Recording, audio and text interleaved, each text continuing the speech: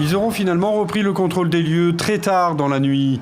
Les policiers anti-émeute à l'intérieur du Parlement de Hong Kong, dont les locaux ont été saccagés et occupés par des dizaines de manifestants anti-Pékin ce lundi. Quelques heures auparavant, ces images montrent des manifestants casqués et masqués qui investissent l'hémicycle du Conseil législatif hongkongais. Un nouveau palier dans la crise qui oppose depuis 3 semaines manifestants et gouvernement local pro-chinois. Nous avons des officiers qui ont défendu le Parlement pendant presque 8 heures et pendant cette période, nous avons été assiégés par les manifestants qui continuent à utiliser des tactiques violentes. Carola Rackete a été transférée en Sicile pour être présentée à un juge chargé de valider son arrestation. Une arrestation pour avoir forcé le blocus italien et débarquer des migrants qui prend une tournure diplomatique. Je peux accepter qu'un tribunal traite de telles questions, mais encore une fois, sauver des gens de la mer n'est pas un crime.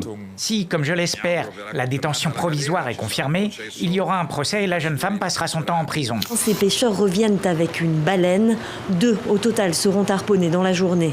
Un retour de pêche devant un parterre de journalistes, car c'est la première fois depuis plus de 30 ans que le Japon autorise la chasse à la baleine à des fins commerciales. En réalité, le Japon n'a jamais cessé de chasser la baleine. Il contournait les interdictions internationales avec des expéditions scientifiques dans le Pacifique Nord ou l'Antarctique. Et la chair de ces baleines harponnées pour la recherche se retrouvait parfois sur les étals des marchés.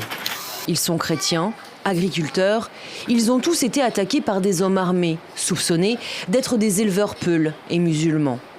Cette femme a perdu une main. Elle a aussi été mutilée au visage. Cet homme a reçu une balle dans la tête. Sa famille est à ses côtés et le retient à la vie. Il était environ 5h30 du matin. Il a entendu des coups de feu et il s'est à peine réveillé qu'on lui a tiré dessus. Une fois au sol, ils l'ont poignardé avec une machette et l'ont tabassé avec un bâton. Ces 5 dernières années, les violences entre les agriculteurs et les éleveurs ont fait plus de 7000 morts au Nigeria. Beaucoup plus que le groupe terroriste Boko Haram.